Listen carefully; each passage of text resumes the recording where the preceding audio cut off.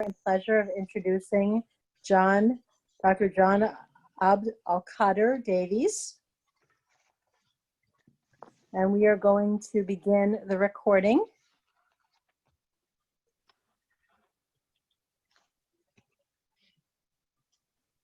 Okay, so welcome again, anybody who is joining the line or anybody who is going to be on the replay.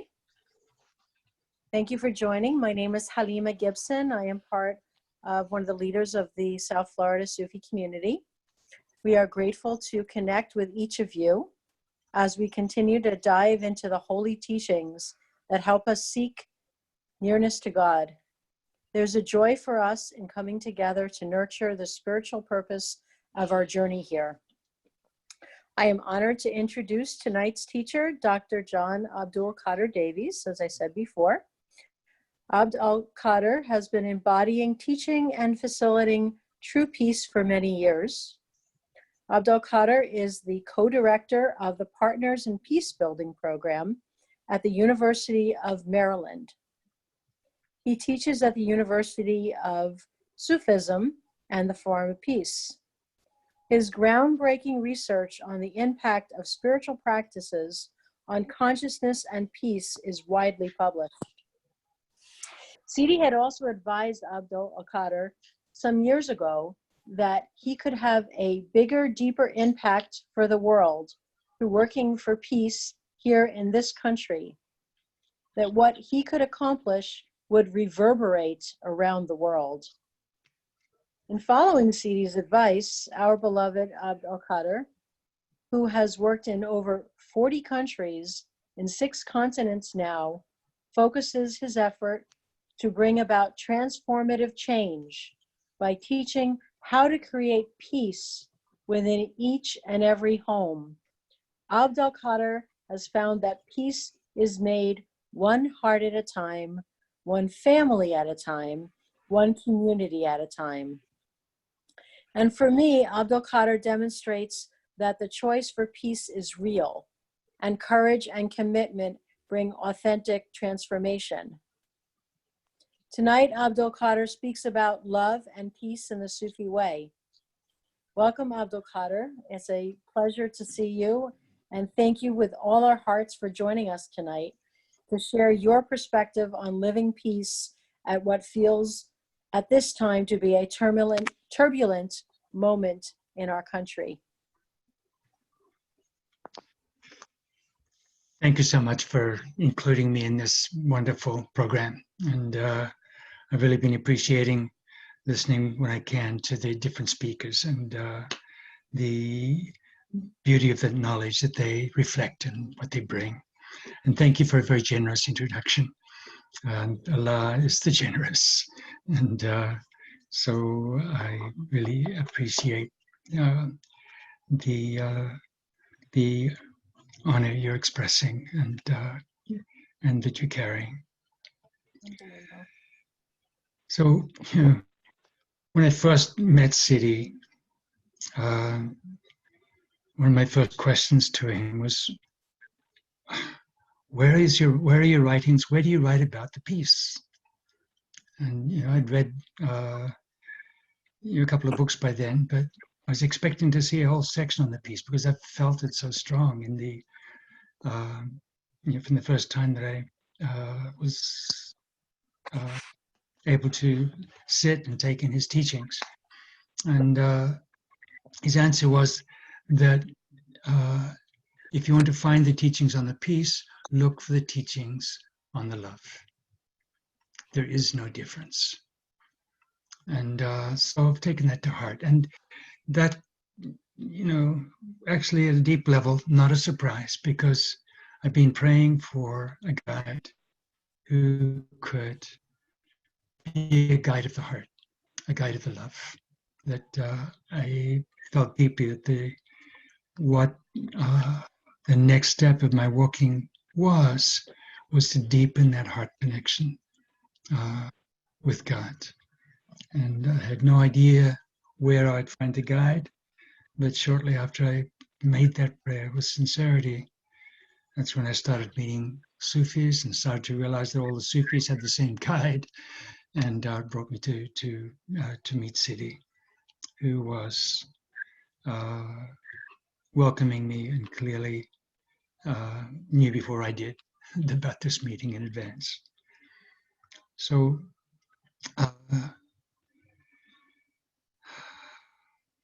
Sufi way of the love. It's not just the Sufi way, it's the universal way, the universal path to God. That we have many different understandings of it. And the Sufi teachings, as they've been expressed by Siddhi, have been the most transformative by far that I've been exposed to. And so, I found myself on my first meeting with him, taking a hand and never looking back from that time.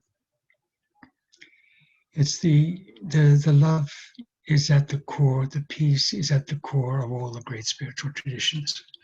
And this is what Sufism is. It's the opening of the inner reality of the pathways or pathway, depending on how you look at it, to divine love. And the goal of the love is to be able to bring separation, transform separation into oneness, into unity. And that unity is a living reality. And it's a living reality that is ultimately life itself, reality itself. There is only one unity, ultimately, and that's what we call Allah, the one God. That the expressions of that one include all of the beautiful divine qualities, the qualities of God, which is the love, peace, mercy, justice, freedom, the friendship, generosity, and kindness, trustworthiness, purity, wisdom, forgiveness, healing, strength, honor, compassion, and so on. That all of these are the facets that get expressed from the light of Allah. And all of these, if you recognize, are expressions of love. All of them are facets of the love. The love is the stream, or the love is the stream that brings us from separation into unity. And so the love and the unity are two names for the one reality, which is also pure peace. And this is the foundation of peacemaking, to be able to help people open their hearts, to be able to trust the love, to be able to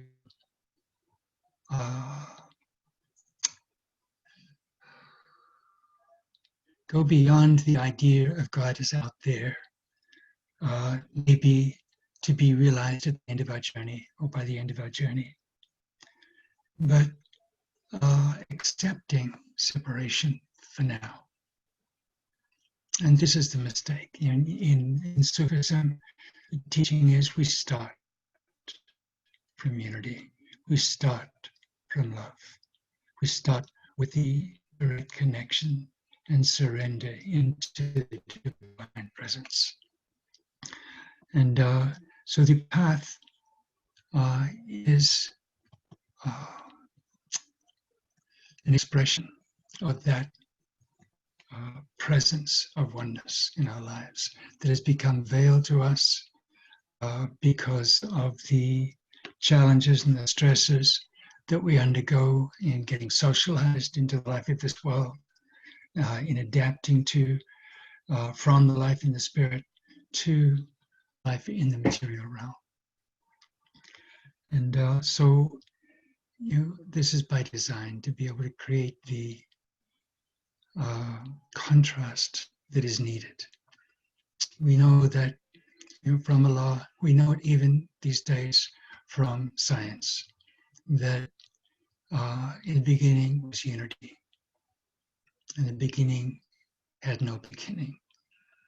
And that unity expresses itself into diversity.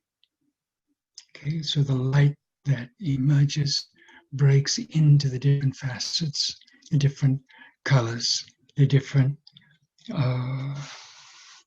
elements that are possible. From one, we find two, we find opposites separated. So we find expressed light, manifest light, has to necessarily manifest along with darkness. So we can recognize it through the contrast. Okay? We learn to discern light. We learn to choose light. And this is the gift of freedom. Freedom to choose which direction to go in. And Allah gives us choices through creating diversity. And and love is something that can't be imposed on us, nor can peace be imposed on us. It has to be chosen. And so we have a world which is marked by contrast. And we see how those contracts ebb and flow. Right now, we're seeing a clearer expression of separation in this country and in different places around the world.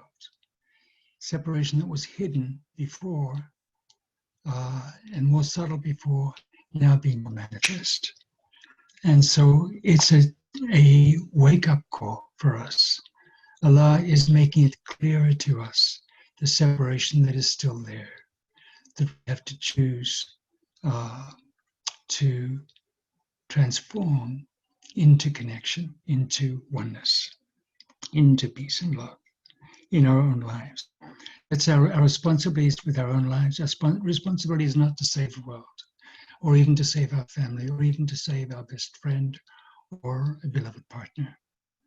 Our responsibility is to find our own connection, find our own surrender into the divine presence. And that is the biggest gift we can give for those we love, for those that are around us, for those that God puts into our lives.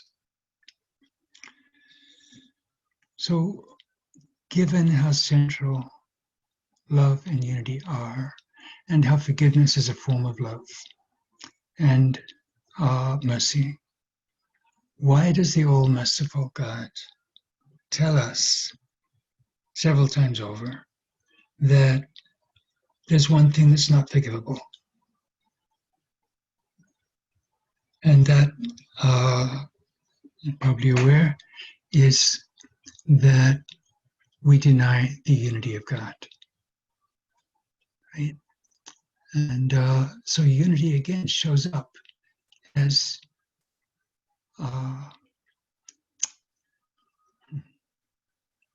at the center of the choices we have to make. Excuse me. I need to put that on silent. Okay.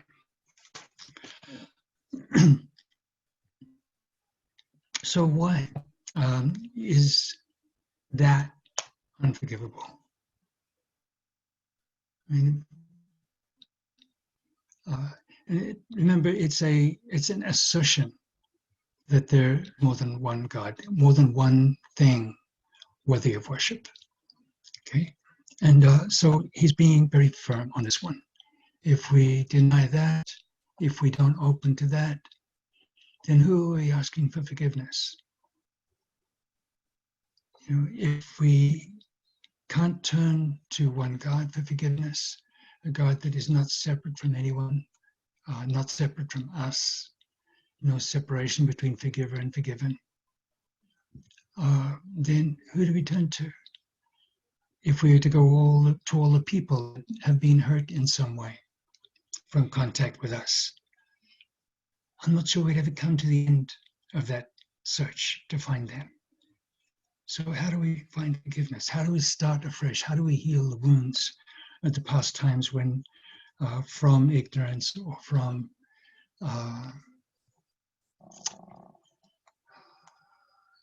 not being aware of the pain that we could cause to another, we hurt someone. And so the insight of unity is central for that reason.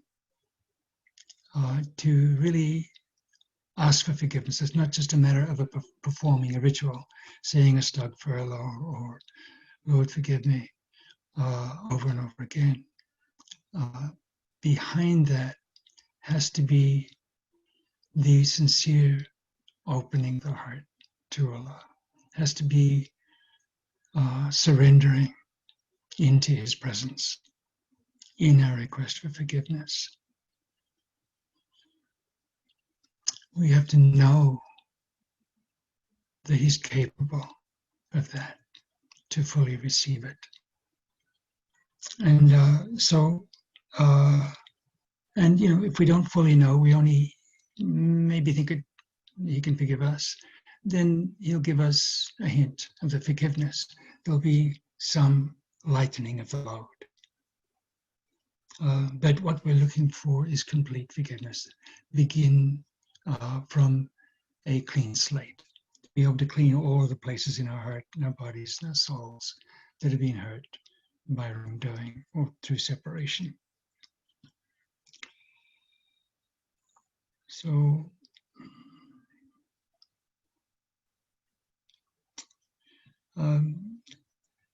the Sufi way opens, and the heart opens as you begin to let go of that denial of the unity, as you begin to really seriously consider it may be true, and may be true for us. And so that we're willing to step into the stream of the love and find that connection in our own heart with Allah, with the divine unity. So let me start with a reading. My assumption is that there are people at all stages of the walking with us tonight.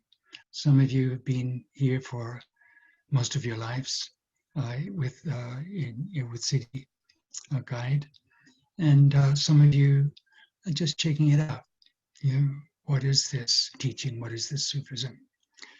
So I wanted to start with, I can't call it an introductory reading because it is so profound that it's something that will speak to us wherever we are in our seeking of oneness, our seeking the love.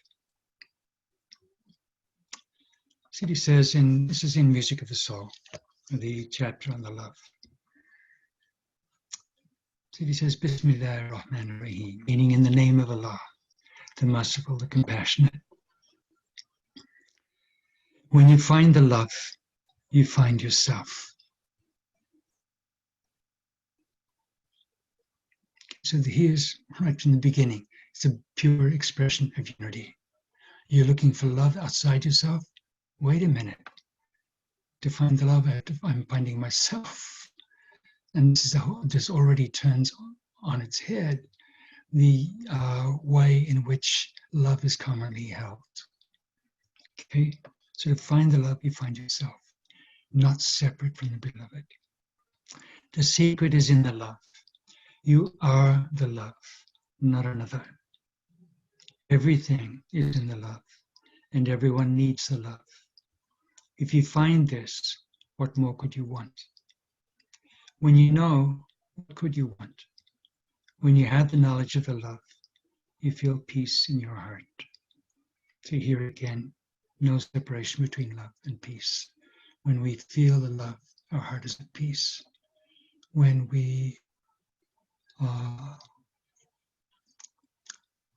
that love opens us to oneness, then there's nothing but peace. The jewels are inside you. This is the holy meaning. When you understand, then you are the meaning, the holy meaning. But look and reach so that you find every meaning, and don't hesitate, because inside every meaning is the quality of the love. Inside every meaning is the quality of the love. So he's saying some pretty profound statements here, that you are the love, and that inside every meaning is the love. So, or another way of saying it is that when you find the love, you find Allah. Okay? In that connection, that loving connection between you and another person, or you and your favorite animal, your favorite garden, your favorite tree, whatever it is that opens your heart, if you find that, that you are connecting with that being through love, then pay attention, because that expands you from any limited concepts that you may have held of yourself as a separate being. Now that gets replaced by a reality that expands you to include the beloved, so that the two of you become a unity. Because this is the steps through which we come to find ourselves and come to find Allah. Okay? Through loving each other, through loving anything in Allah's creation, expressed through any aspect of His creation, expressed in the existence of the tree, or the flower, or the grass, and the fields, in the sky, is Allah's love. If it opens your heart, if you feel the connection with that, then that is Allah's way of telling you, my love, this is who you are.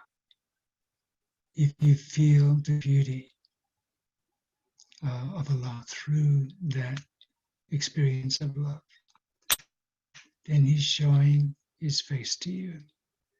He is with you in that love. Okay? Showing you who you are. If we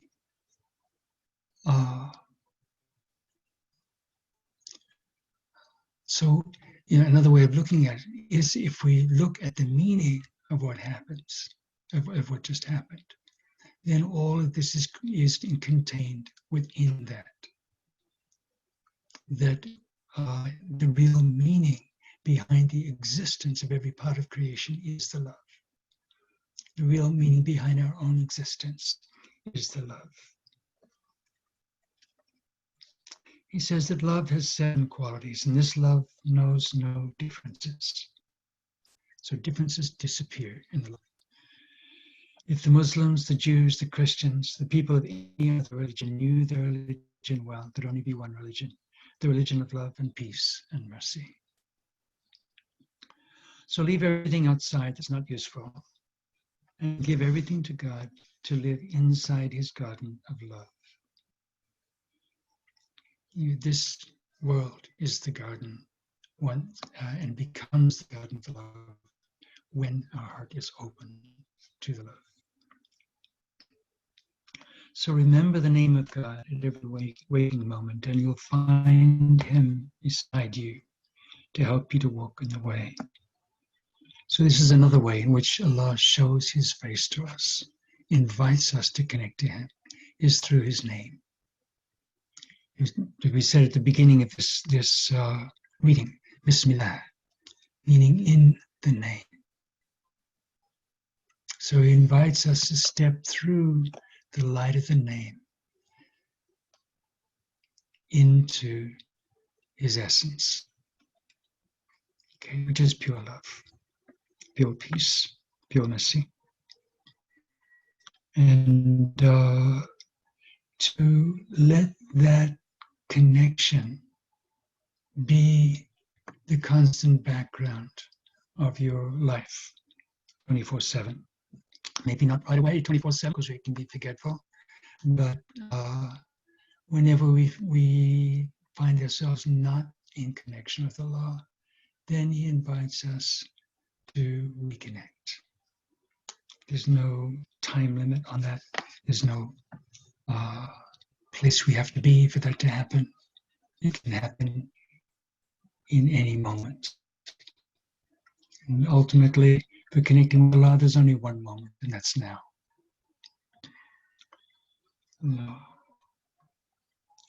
So 7 qualities, and this love knows no differences. So I'll come back to the 7 qualities later on. Actually, there are more than 7, but we'll make a start.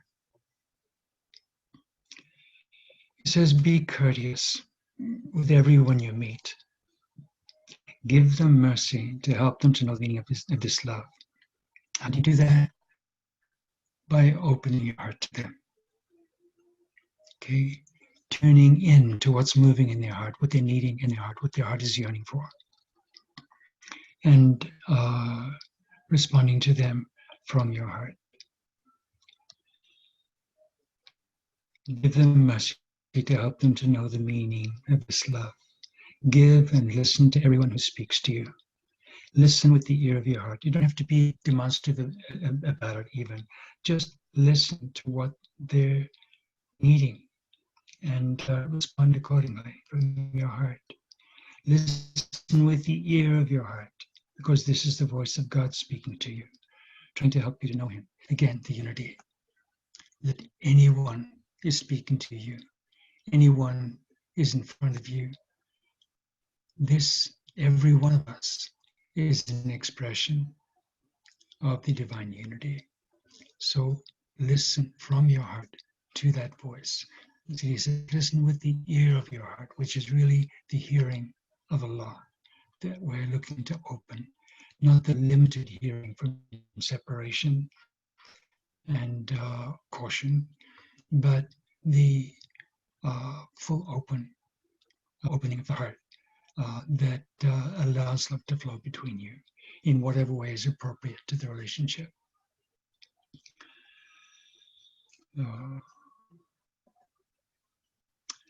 Listen with the ear of your heart, because this is the voice of God speaking to you, trying to help you to know him. If you hear another voice, it's wrong. Open your heart to God and he'll give you everything. Then your heart will feel quiet and you'll only see the love, only the love. So we open the eye of the heart, the ear of the heart, the hearing of Allah, the seeing of Allah, to truly see the other person to their core, to be able to see the divine light in them, see that they carry the face of Allah by looking from your heart to find them there. So I meant to ask you at the beginning, if there's anything that I say that doesn't sit well with you, that doesn't seem to make sense, please stop me and correct me, or ask me to correct myself, and be happy to do that. Because I think if there's something that doesn't feel like it's falling into place for you, then there's an opportunity to be able to open the conversation more deeply and explore what he's meaning by what he's saying here.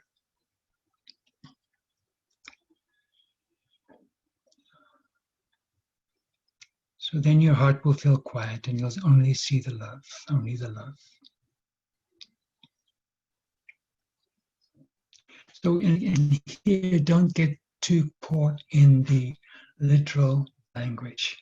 Sometimes it's hard to tell the difference between seeing and hearing and knowing when you're turning to Allah.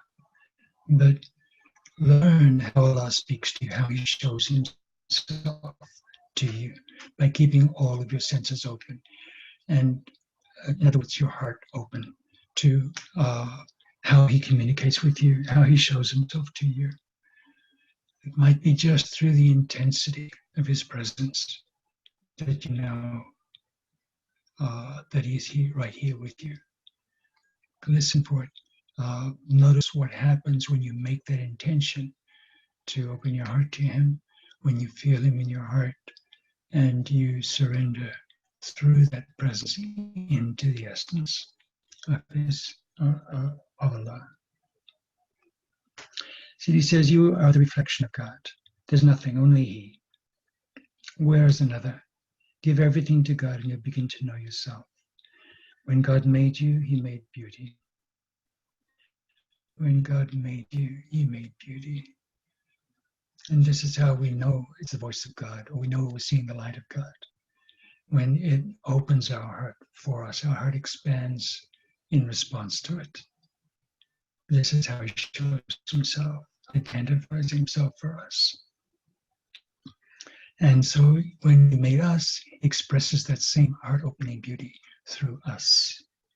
And there are infinite ways in which He can create beauty, each one of us a unique snowflake. Not anyone else in history like us. A unique situation, a unique life, a unique DNA, the whole thing. A unique life path, so that we can uniquely discover and become another thread in the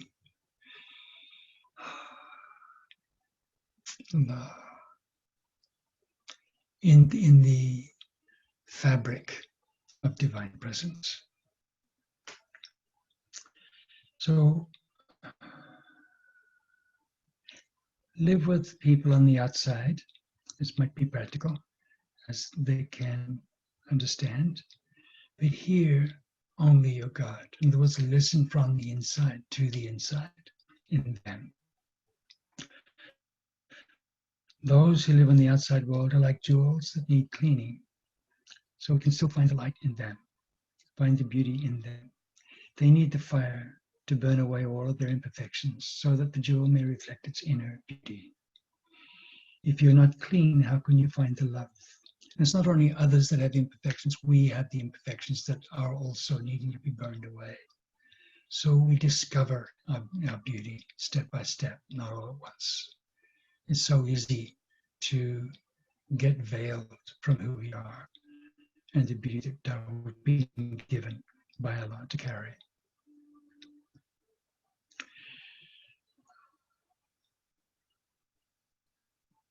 The Sufi way is the straight way, walking a straight path to God, letting nothing on either side block the vision of the straight way. I'll ask God to send mercy and peace to everyone, because He is the peace. So you can love someone through your actions, your kindness. For example, you can love them through the way you speak with them and listen to them.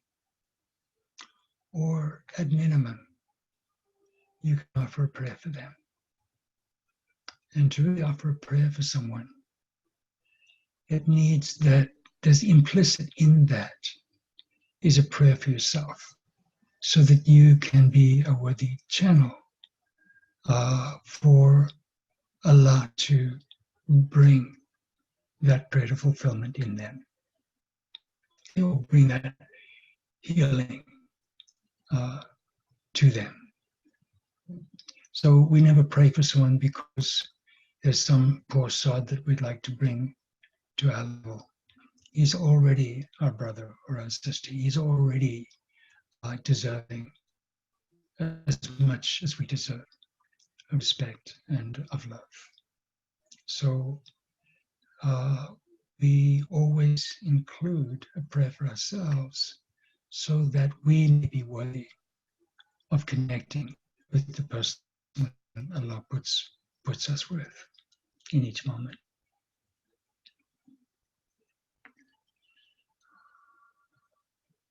If you want God, remember that He gives you what you want. So if you want God, remember that He gives what you want. Again, an expression of unity. If you give, sacrifice anything for God, again, He gives back to you generously. So if you want Him, you want the connection with Him, He gives you that connection. It's already implicit in the impulse you had to express your want, your desire, your yearning to Him. Don't be afraid. God will not give to you anything that is not good. You must see God in the face of every human being. When you walk, when you sleep, remember the name of God, because He knows no time. When you pray to God, pray only to love Him. So this is, the unity is only possible for one whose essence is beyond time and place. Okay, and so we don't, not restricted in our connecting with Him to any time or place. It's that the connection, if it's going to be 24/7, it means whatever we are doing. Then look to be connected with Him. That's in addition to these separate special times that He gives us, special practices, or at a certain time, a certain place, a certain direction. But for remembering Him, connecting with Him, this is not only for special times and places, including when you sleep. So nighttime is not the time to be losing consciousness or losing connection with Allah. It's the time to surrender more deeply into Him. Okay? And as that surrender deepens and becomes more established, then the experience is that there's no break in the connection with Him through sleep. It's like the Prophet said, sallallahu alaihi wasallam, when someone asked him in the morning, why didn't you make wudu before the morning prayer? And he said, because at night my heart is awake, my body sleeps, my heart is awake. Always in connection with God, so there was no need for purification through wudu. And then when you pray to God, pray only to love Him. You don't need to pray to tell Him what you need. He knows. You don't need to tell Him what's good for you. He knows better than we do. And so if you pray just to love Him more and more deeply, more and more constantly, unconditionally, then He loves us back in the same way. Don't pray for Him to put you in the garden.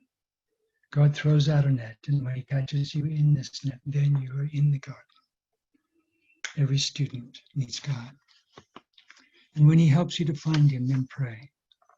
And when you look into another's eyes, see the reflection of God looking at you. Understand that inside every word is a message or a sign from God. So see the picture of God in every person that you meet. Hear the picture of God in every word that they speak to you. Okay. So it's not just the times when we're in silence on our own, but the remembrance is appropriate everywhere, in every moment. The connection from the heart, which is silent. It doesn't have to be spoken. All the troubles in the world are necessary. If there was no darkness, how could there be light? If you didn't see sadness, how could you see happiness? Be courteous to everyone and see the face of God in every person. But know that the people let me stop there before I go into the next sentence. If you didn't see sadness, how could you see happiness? So sadness is also a gift. It's a human experience, a way in which the heart expresses itself, and is also from the love. If we're feeling sad, there's a message in that for us. When we're feeling sad, it slows us down, or at least gives us the impulse to slow down, to reflect, to rest, to recover. It gives us a chance to release grief or stress that we've been under. It gives us a chance to surrender more deeply into Allah's mercy. And from that sadness, we can become present again. We can become fresh again and feel the joy of connection with Allah, whether through the presence of a brother or sister or beloved, or directly through the oneness that makes itself felt in our own heart. Allah.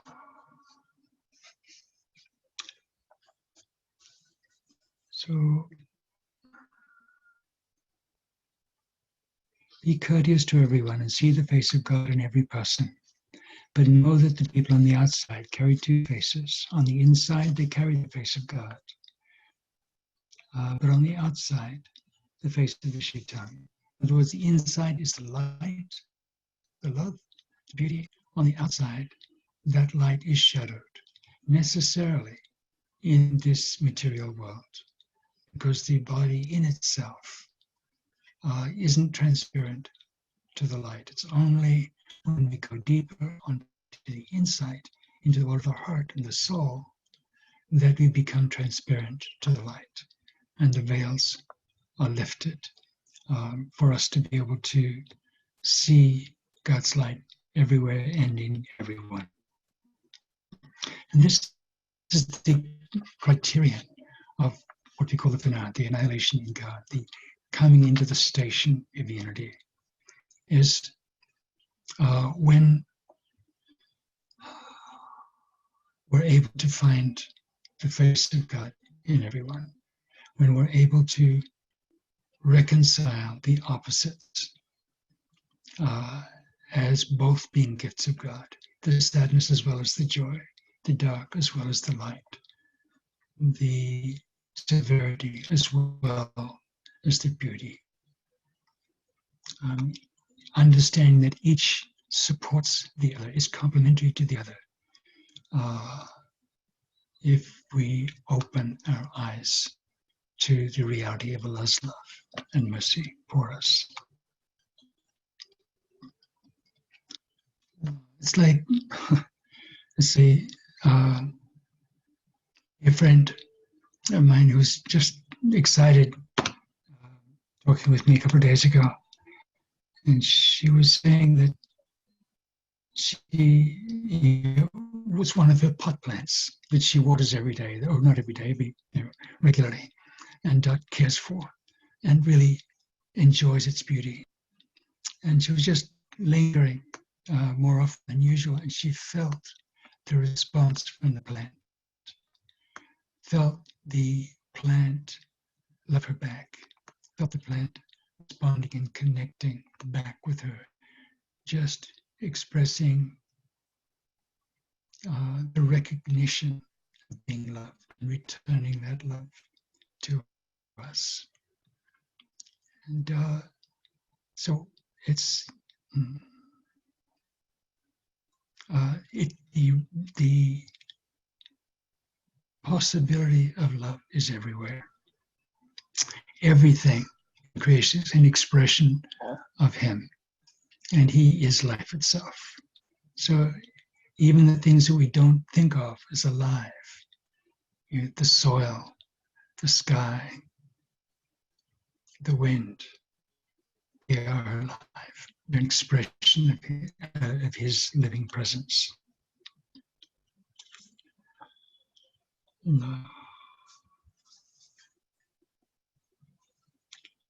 Everyone has put himself in his place, and this is the station for that person Be polite with whomever speaks with you and give him mercy. Be with God all the time and don't speak with anyone from the outside unless it's necessary. In other words, speak with people from the outside. Be present in the practical material world as is necessary. But choose to spend your time when the outer connection is not necessary, from politeness, from care of those around us, from love. But when that's not needed, then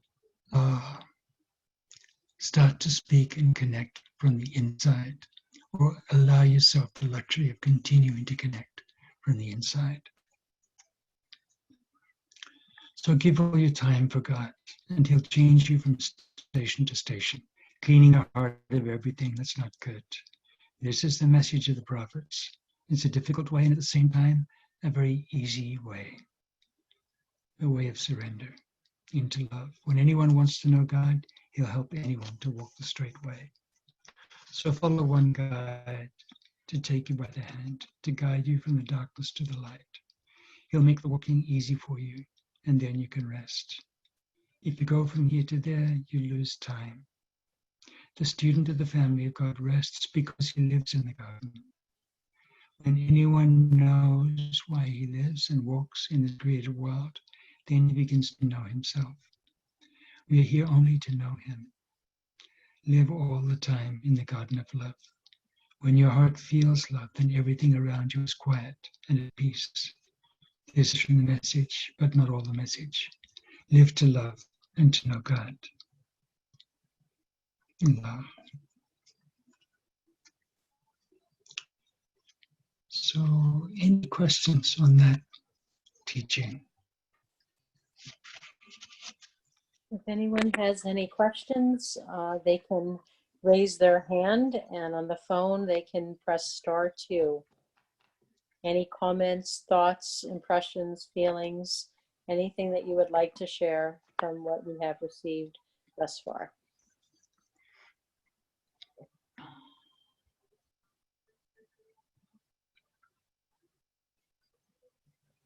Also, if you can, it's really wonderful when the teachers get to see our lovely shining faces.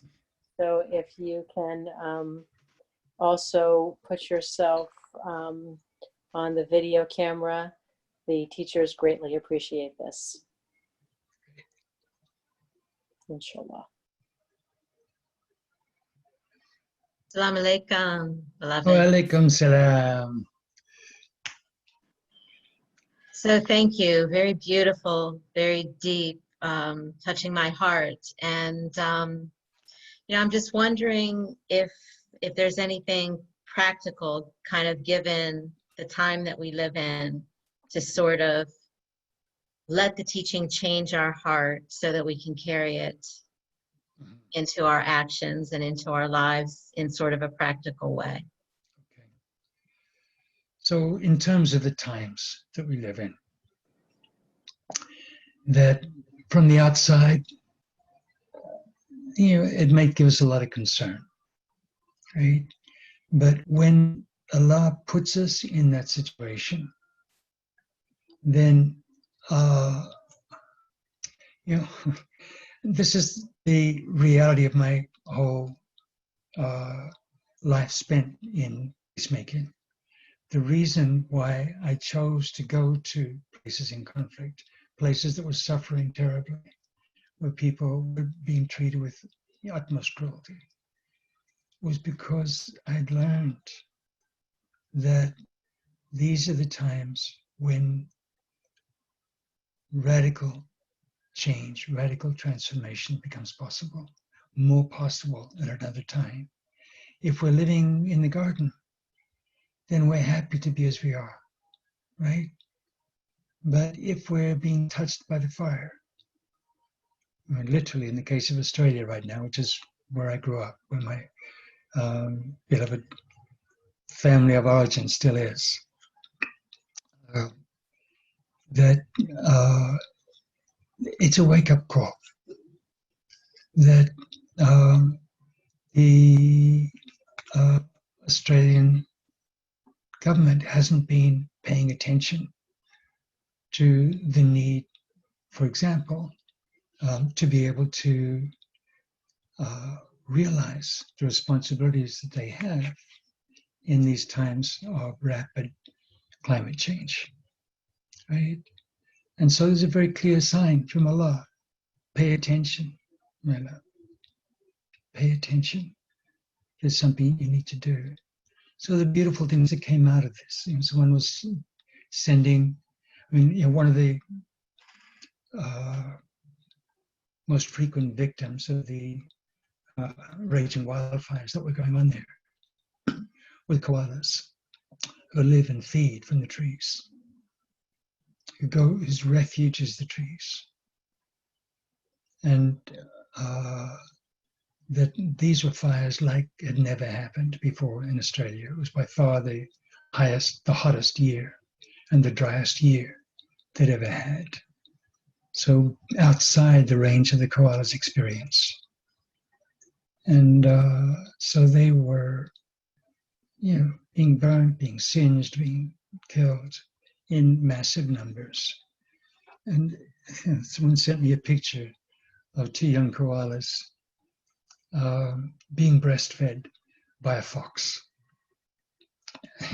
Just a mother fox standing there patiently while these 2 young koalas just were able to slake their thirst and to be able to regain their strength and to be able to carry on. Probably without their mother. But, so even the foxes wake up under those circumstances, right? This is Allah's signs to show us, right? To wake us up. We need your love. Your people need your love, need your care. And so, there are lots of stories like that one. A lot of people that immediately responded and stepped in to be able to save lives and save animals and to begin to restore their habitat. And inshallah, to be able to think again about the degree of disregard for climate change and disregard of what we can do. Again, Allah never gives us something that is more than what we can handle. So He's giving us a degree of shake-up in the climate that we can handle. And at the same time, that's exacerbating people's insecurity. And then it means people more often make unwise decisions. And so we find that the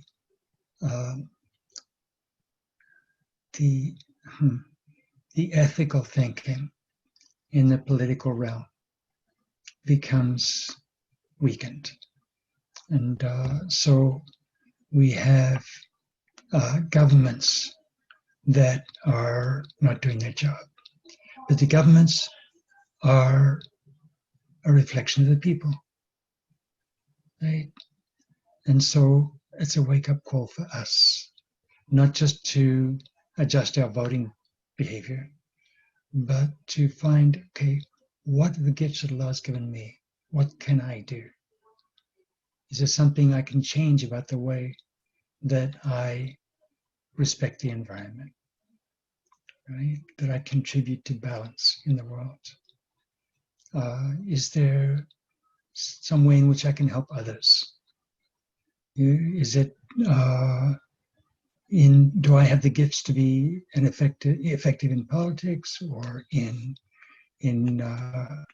working with the climate or in teaching people how to deepen their relationship, how to make peace, help others make peace.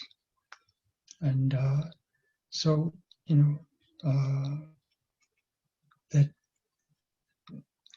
or to help others by just holding them in our heart. So the teaching by Prophet Muhammad sallallahu alaihi wasallam is if you can help through action, help through action. But you help from the gifts that you've been given. So the help that you can give is unique, but you have to find it. Because Allah is showing you the need, which means He is inviting you to step in order to be able to find within you strength that you haven't used yet, or resources that you haven't fully tapped yet. Okay? So that you can realize, know yourself more deeply. That's fundamentally what's going on. But in taking the chance to know yourself more deeply, to express yourself more fully, to live life as it's possible for you, then that's the highest gift you can bring to others, particularly those who love you, but to everyone around you. And so if you can't help them through action, if we can't even help them by talking with them, expressing love or answering their need, then pray for them. So the least that is asked of us is that we, from sincere place, are desiring Allah's mercy for them. Pray for them. Okay? We don't have to know the details. If we get the feeling this is someone who needs help, we don't have the chance to talk with them and ask or do something for them, pray for them. Okay? Don't think that prayer is a limited resource. Okay? This is not a zero-sum universe. When we give love, we gain love. Okay? When we give mercy, we receive mercy. Allah's doing this all the time. And when He gives mercy back, it's always more than we give. Okay? So we grow, we expand through the giving. Abdul Qadir? Yeah. You mentioned about the 7 qualities of love. Right? Yeah. This is a good time to bring that up. Okay. So there are many more than 7 qualities of love. And if you look through the many books of CD, and I was reviewing several of them before this class, there are lists of 10 here and 20 there, and 3 or 4 here and 7 here. And I thought, oh, if we had more time, we could go into some of the longer lists, and they're fascinating. And but I think what I want to do, at least briefly, is to touch on the 4 that I find the most useful, immediate, primary expressions of love. And let's see if I can find it. Oh yeah, right. So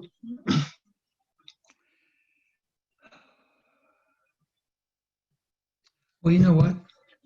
There's another reading that you may be familiar with, that I'll go to. And since you've already had a chance to read this one, then let's answer that question in relation to that. And this is from Sidi's Tafsir on the Quran, the most recent. I think it's the most recent. I don't think another one has come out. Although mine is working on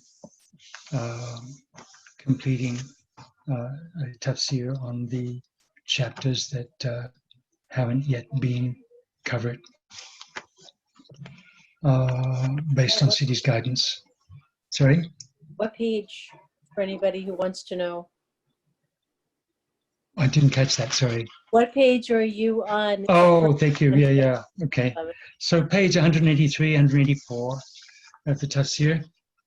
And that's the page that is mentioned in the flyer that you sent out for this class. And so I thought that was a beautiful selection by the organizers of this course. And I really want to honor that by spending some time on it.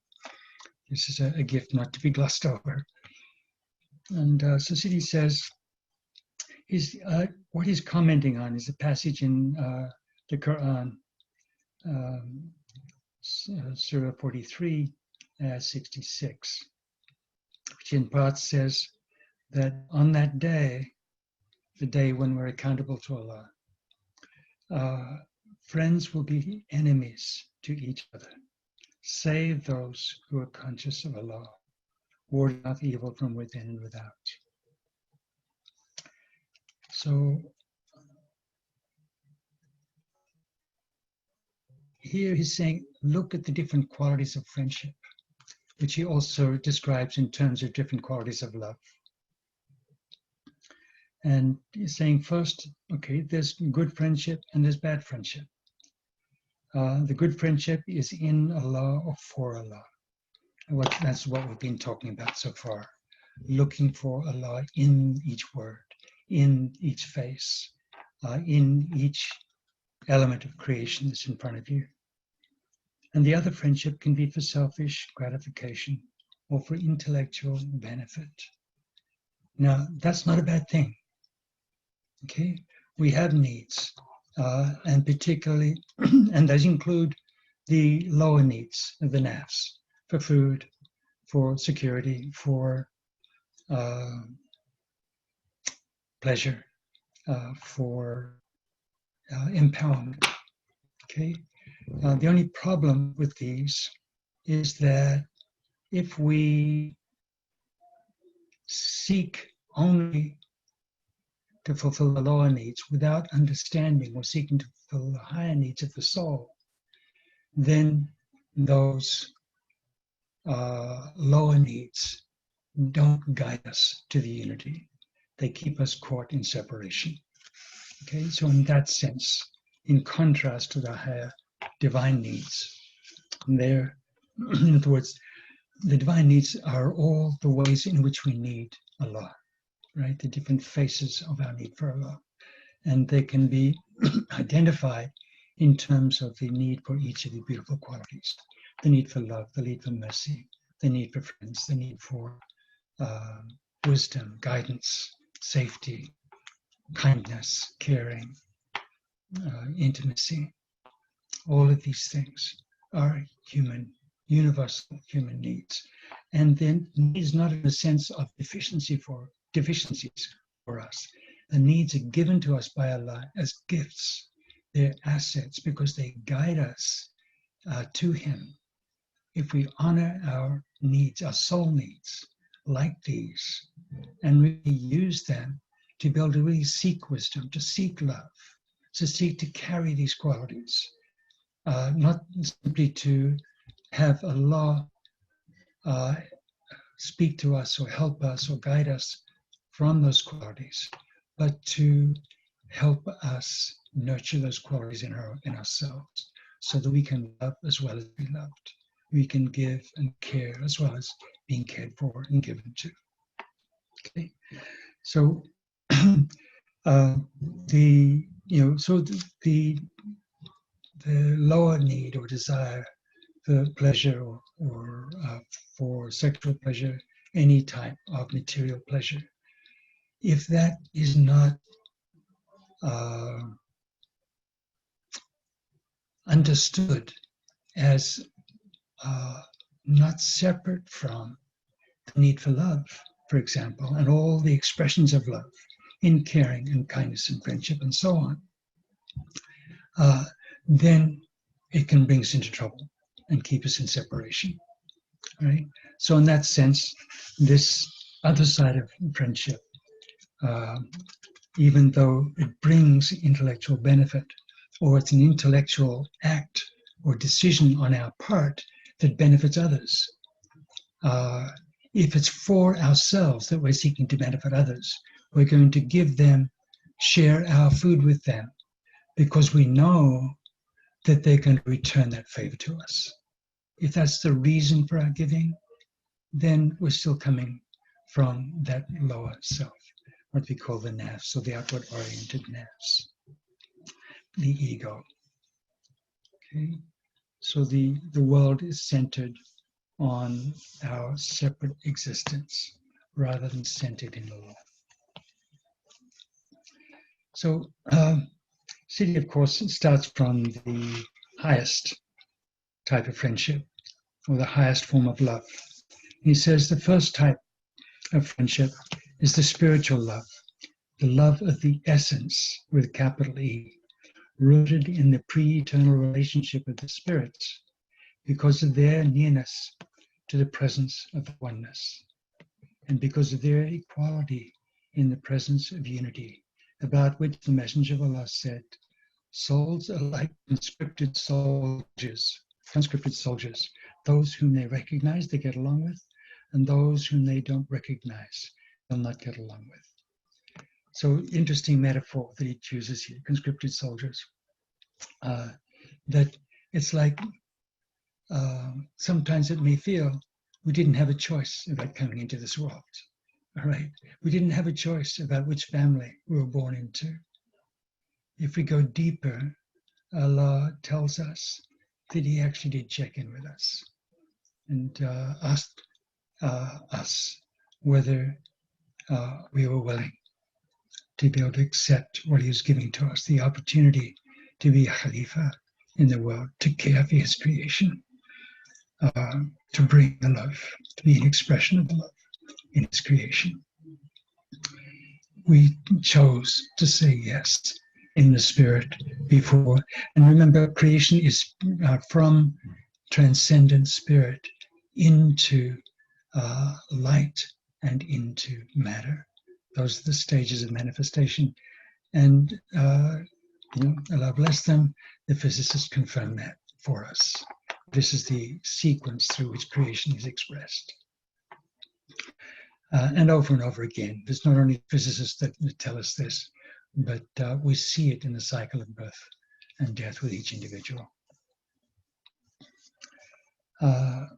So souls are like conscripted soldiers. Those whom they recognize, they get along with, and those whom they don't recognize, they'll not get along with.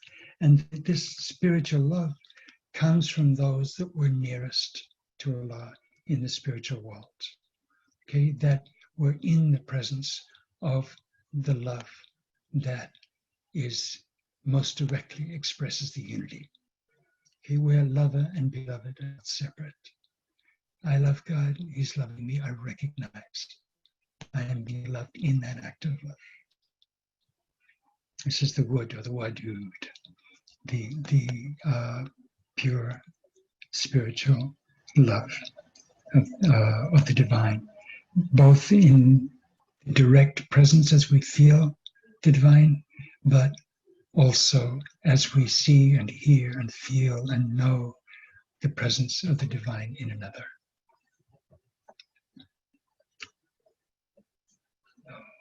When beloveds manifest in this creation and begin to yearn for nearness to their real home and direct themselves completely toward the truth, removing the garment of the senses and offensive matters, they recognize each other when they meet. Okay, so we get thoroughly veiled through socialization as we come into this world. Even in the womb, we can get some pretty hard hits. You know, if our mother doesn't know the limits of what drugs she should be taking, for example, we can get hit by that. We can get hurt by that. And if it hurts enough, we might change sex, for example, in the womb, become female instead of male, for example. This can be one impact of that. The same thing we see when there's pollution in the rivers. Suddenly we find that the males have become female. And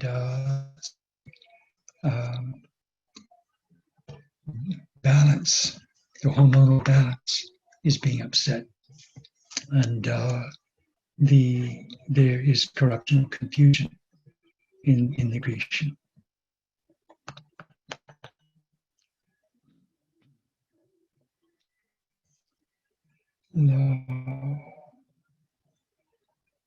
But as we begin to find and become conscious of Allah's presence and of His love, inshallah, through loving parents, loving family. If not so much at that level, then more directly, perhaps, as we get older and begin to seek and understand more deeply what's possible through the love. So as we start to manifest in this creation and begin to yearn for nearness to their real home and direct themselves completely toward the truth, removing the government of the senses and offensive matters, they recognize each other when they meet. So here, it's the yearning that brings us here. So this is the same as the soul need that I talked about. Guides us, draws us to Allah. It's the magnetic pull between us. Okay, is that yearning, is that need. So the need is not something to be ashamed of, it's something to celebrate and recognize as a guiding light for us. The soul needs, the yearnings of the soul. And when they recognize each other, they love each other because of their original similarity, disposition, harmonious way, instincts, and qualities as lovers of Allah, as one of those brought near. They love each other because they've freed themselves of corruption and selfish goals, which are the cause of bad feelings. Each benefits the other in his journey, his gnosis, and remembrance of his home. So our walking is never a private affair. It is never separate from anyone else's walking. Each time we have a new tajalli, a new recognition of the possibility of going deeper into the love, deeper in our surrender to Allah, into the unity, then that changes reality around us. It gives permission for other souls to follow and resonate with us in doing so. Okay, and vice versa, we are gifted by others who are walking. So gratitude for your brothers and sisters, not only within the Sufi community, but in all of the spiritual pathways where people are drawn to the love. Or even when they're not conscious of being a spiritual path. You know, my dearest sister in my family has experimented with different forms of spirituality at different times. But really, she's figured out her own path. It's very much the path of love, very much a path that massively benefits other people. And so she asked me once, because one of my other sibs had gotten into a sort of more fundamentalist form of religion, and was saying that she wouldn't be saved, and that, she'd burn in hell. And she said, "Do you guys believe that stuff?" And I said, "Look, Allah looks at what's in your heart and the life that you've been living, the way that you have expressed such beauty and kindness and wisdom for other people, and the way that you've loved people, including me, around you all your life. That's what he looks at. You may not use the G word. You may not use the word Allah, but if they are walking, guided to and through divine love, whether or not they recognize it as divine, that's not someone intended for the fire. That's a beloved of Allah. Okay. We make the choices from what we know. If our learning has been, our exposure has been to corrupt forms of religion that have turned us away from it, and we've found a way to all it is, and she really is completely surrendered to the unity of everything. She understands the unity, she lives it. And so, no, of course not. You've been through the fire enough in this life. You've purified your heart. You're in a place where you're guided by love. And so it's the same for all of us. Remember, that Allah is speaking to everyone. in the Quran. And sometimes you have to look for the deeper meanings, for the meaning that applies to you. Okay? But recognize the value that other people need to be able to derive from what's being said. And recognize the mercy in that too. Okay? But look at all those levels of meaning. Don't stop with the scary ones, or don't stop with any of them. You have to look and see how all of those teachings stand together as an expression of love. And then you can really receive the blessings of the Quran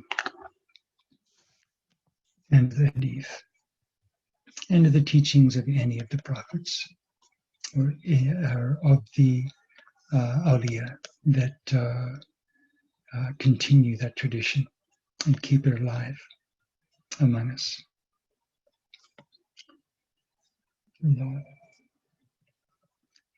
So each benefits the other in his journey, in his gnosis and remembrance of his home. They have tasted the ecstasy of meeting him and have been purified by his attributes. So they cooperate in the affairs of this world and the final world in perfect and true friendship that doesn't perish.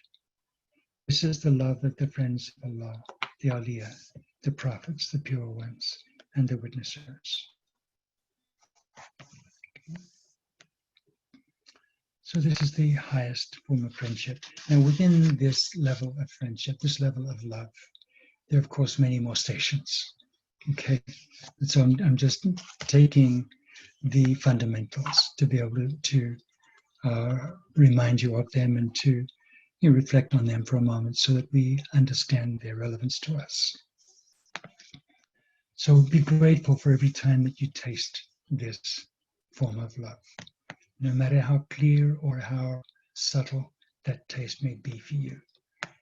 Notice it, pay attention, and be grateful for it. And build on it. Return to that place and surrender more deeply from that place into the love. And then it will become more and more real, more and more constant for you. So here, this involves love of that which doesn't fade, which is not passing. Which means that we're loving that which is beyond time in the other. We're loving the divine presence in that. Okay. Abdul-Qadir, I think we have a few hands that were raised. If anybody has a question, please raise your hand again or star 2 on your phone.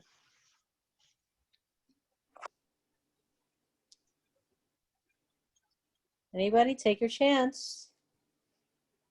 Naima?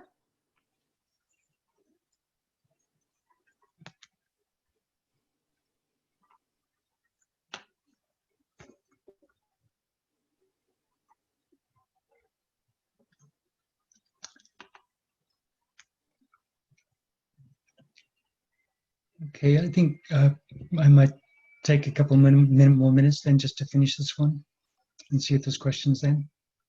Okay. Yeah. So the second type of love, Siddhi says, is the love of the heart which is rooted in the harmony of qualities, the harmony of ethics and disposition, because of walking in the way and doing good deeds. This is the love of the righteous, the pure ones, the love of the awliya and of the prophets. So this is the love of the righteous. This is when he says a heart rooted in the harmony of qualities. Where do we find the harmony of the qualities? In the soul. So this is the heart that is choosing to look toward Allah through the light of the soul. Okay? So this is the what I would think of as the hub or the muhib or the mahabba, that level, that quality of love, which aligns us with Allah. Righteous simply means aligning ourselves with Allah's will. And that if we do it through love, through purifying the heart through love, and through surrender into divine presence, then that righteousness becomes a spontaneous inclination of the heart. It's not that we have to force ourselves to do the right thing. The right thing is what expands our heart, so we do it voluntarily and with delight, with gratitude for the opportunity to be able to do it. The third type of love is selfish love, rooted in sensual pleasure, existing for a partial goal, such as the love of a spouse for mere physical pleasure, the love of the dissolute, who cooperate in order to satisfy desires or earn money by any means. So this is very much it's hard to even use the name love for it. It's more desire, the lower desires of the lower self, in the absence of the light of the soul.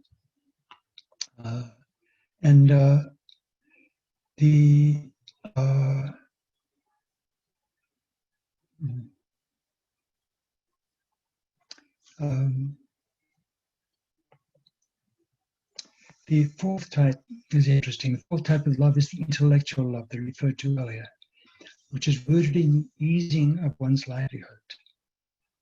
So this is still selfish in that we are giving love in ways that support our livelihood. And this is the love that it can benefit this world. So we choose, for example, a career that allows us to be of benefit to others. But it's a love that, if it's primarily motivated by the need to earn a livelihood, then this makes it a lower form of love, also from the Nafs. And even though it is a benefit to others, and the love of those who give and receive charity. In other words, it becomes an exchange. I'll give you this if you give me that. This is the love of the merchant. Okay, nothing wrong in essentially with being a merchant, but it's a limited existence and it keeps you in separation. Okay, we need to go beyond that. So any love for a personal cause that will perish ends when the purpose or cause behind it ends, and may turn to its opposite with the loss of its cause or purpose. So this is why, coming back to this passage from the Quran, intimate friends may become enemies when they're having to account for their lives. Because when the judgment is made, then there's no more of the benefit that we can expect from them. And so the purpose of that relationship is gone, and so the love subsides. So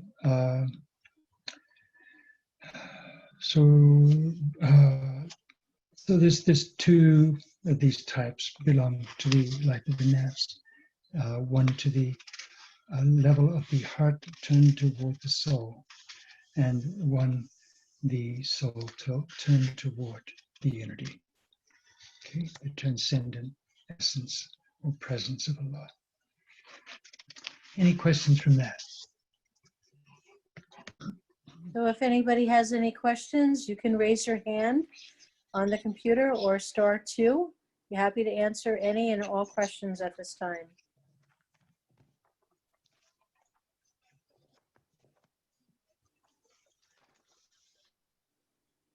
Everyone's feeling pretty peaceful, Abdul Qadir. My beloved was sharing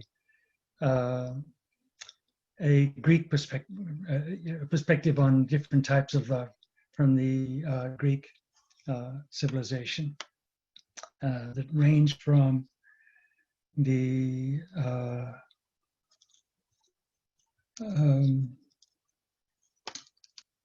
storge, which is the love of offspring or family, So there's an expectation of exchange there in love for family, if that's as far as it goes.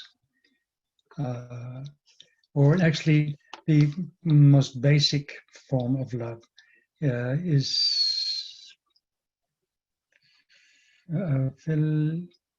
Philanatia, I think it is, which translates as self-love, the egotistical form of love. Then is the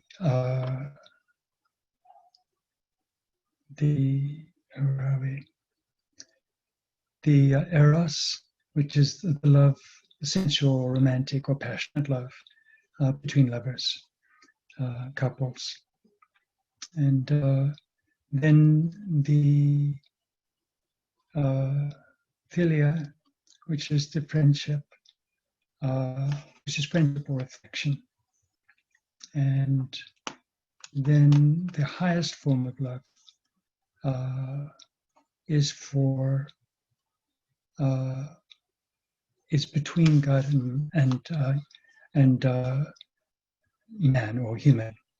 And it's the love of God for the human being, and the love of the human being for God. So that's agape, and that's the love of the one who truly cares for creation, not just for the expectation of exchange. So, again, look at any of the great traditions, and you start to find these seeds of wisdom around the love. And so there are many ways in which love is expressed. And, we need to see how fundamental a quality the love is for our lives. If there are no questions at the moment, we could spend a couple of minutes just to complete with remembrance, just a short exercise to help us get in touch with the love in our own lives. Do we have time for that?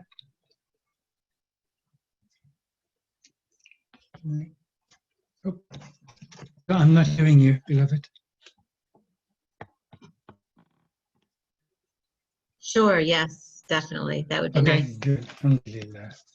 All right.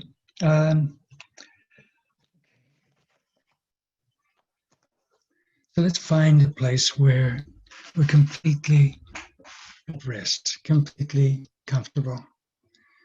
Preferably not flat on our backs at this point. Let the Prophet ﷺ says that the best places for prayer or remembrance where the spine is straight up and down. It might be standing up, or it might be sitting on our heels, but with that upright, effortless but upright position of the back, neither in collapse nor straining to be straight. Okay.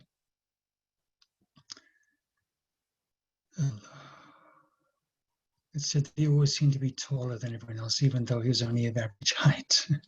And that's because there was this straightness expressed in him, embodying the straight path.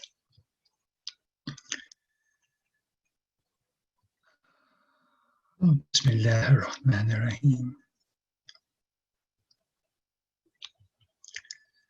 So taking a moment to open to Allah's presence in this moment.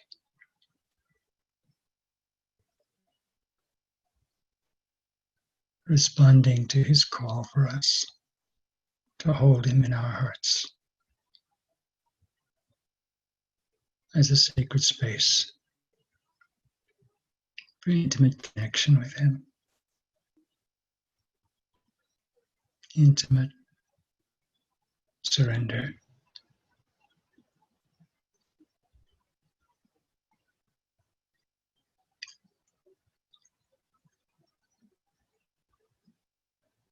May help you to hold the name there, Allah. either as sound or as light, or just as silent knowing.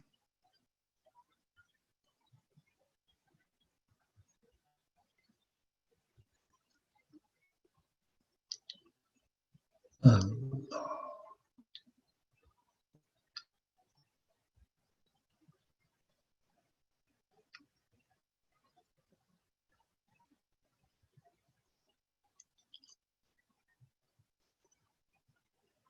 Recognize the name in whatever form it's shown to you as being the light of his face, nearer to you than your jugular vein.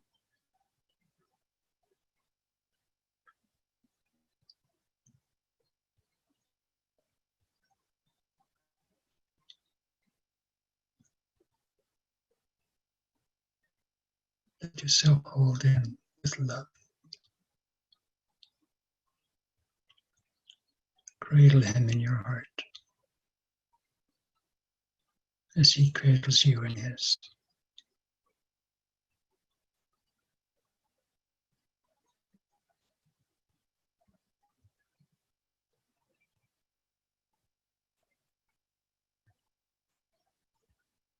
And drop deeper into that light,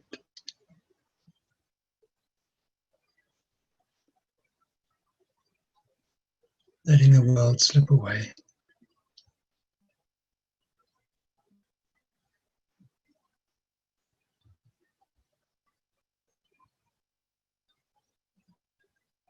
Surrendering completely into the light and through the light into the essence,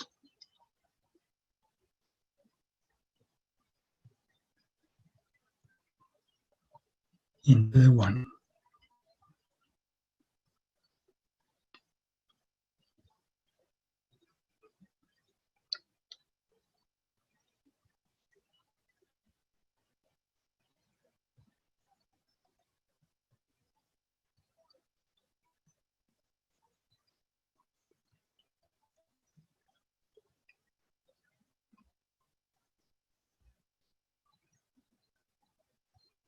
A oneness without boundaries.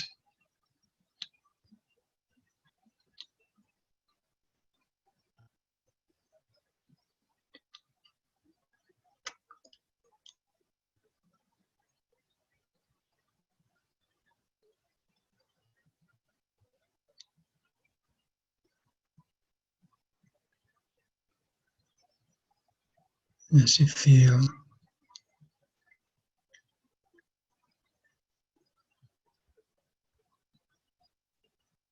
that unity,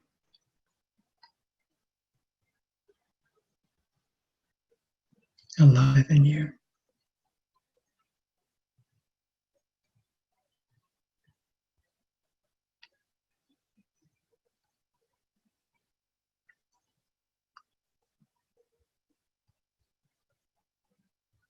recognizing that you are that.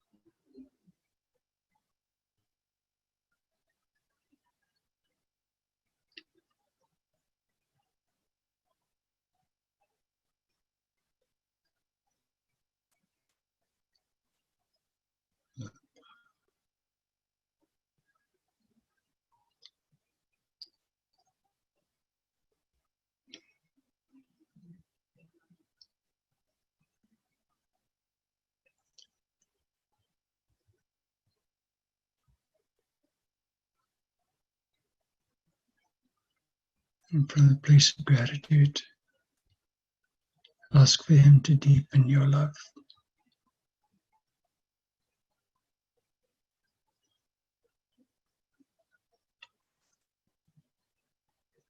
for him,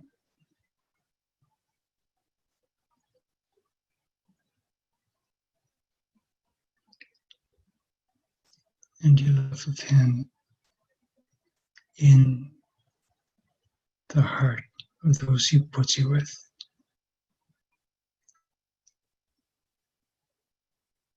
Just pay attention if there's a particular person that comes to your heart.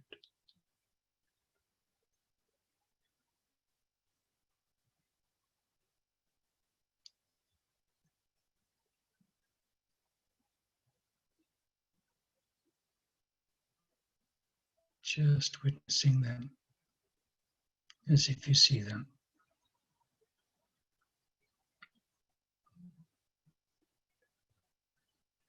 And with the ayat Allah,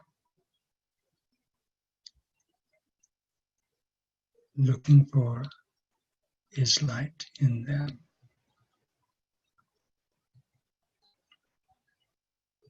Connecting with that light.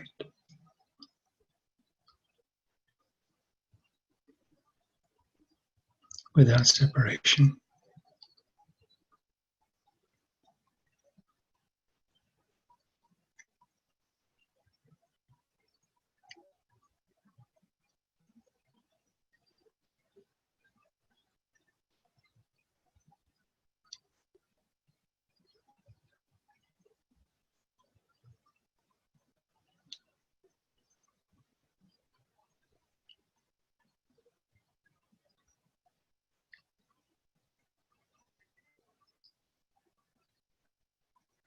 Open to the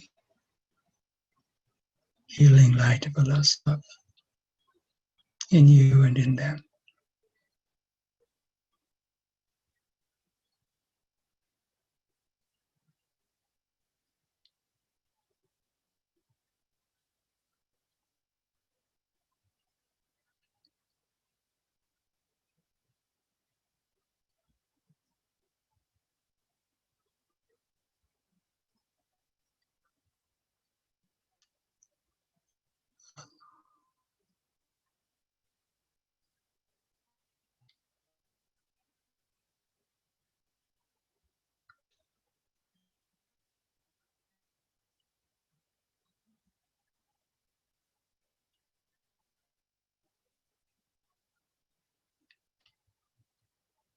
Notice the peace that comes.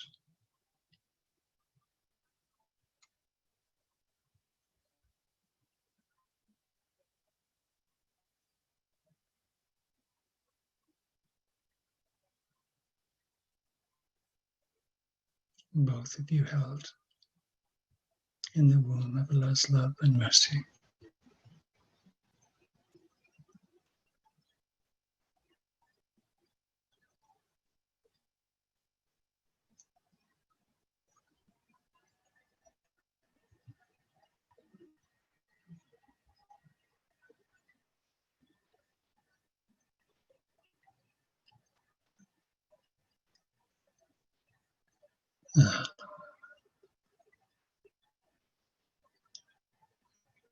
So again, gratitude to Allah and to your friend.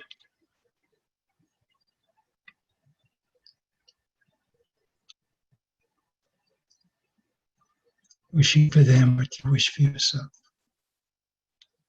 to deepen the love of God.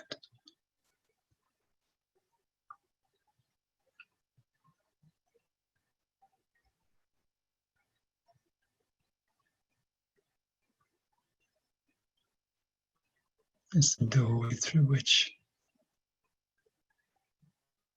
to fulfill the gifts that Allah has given us for this life and the next.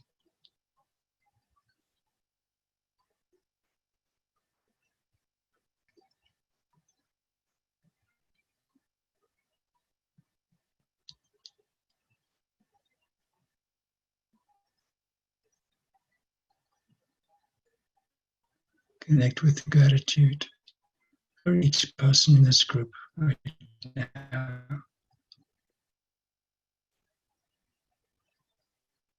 The connection that happens among our hearts as we turn to Allah together, open to the love together.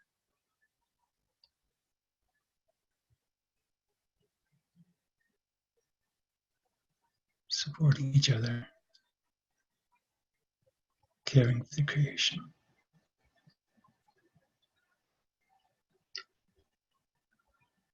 Yeah.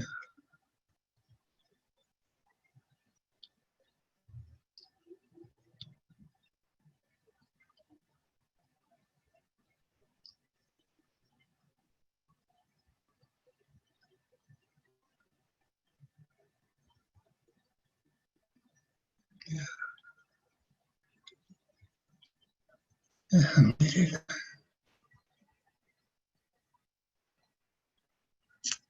So take a minute or so to let the breath deepen again. As you come back into the world, letting that gentle, silent connection continue to be alive and vibrant in your heart.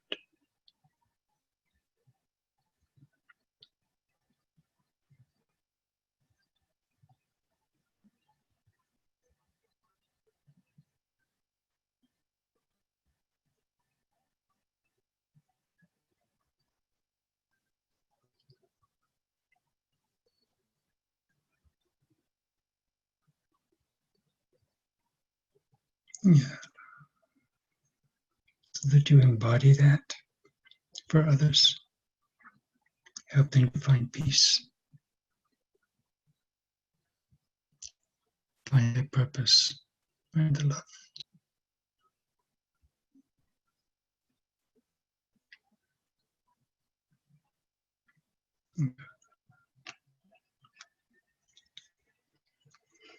Alhamdulillah, beloveds.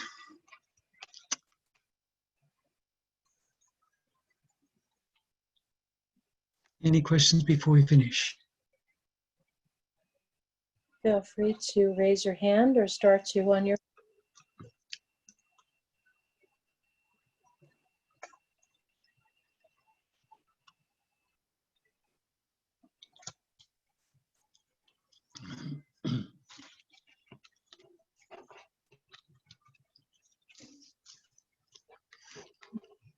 I don't, no, we got a question?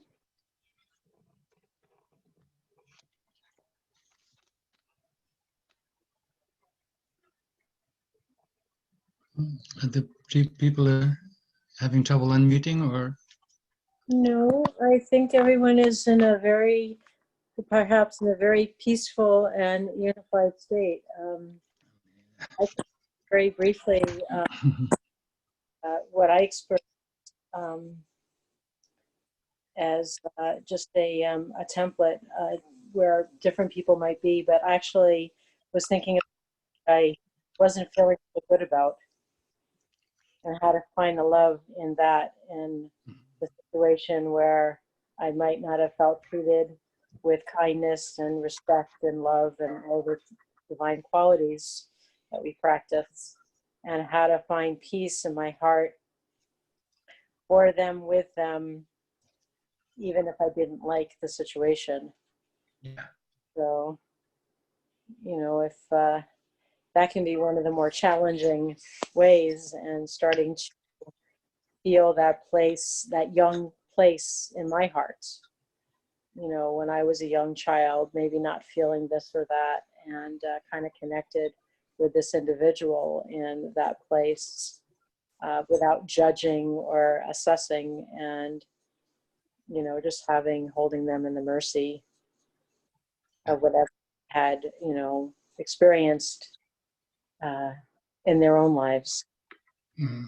So this is really, thank you for bringing that point up, because it causes so much grief in the world when people feel that somehow they've missed the love or they've lost the love.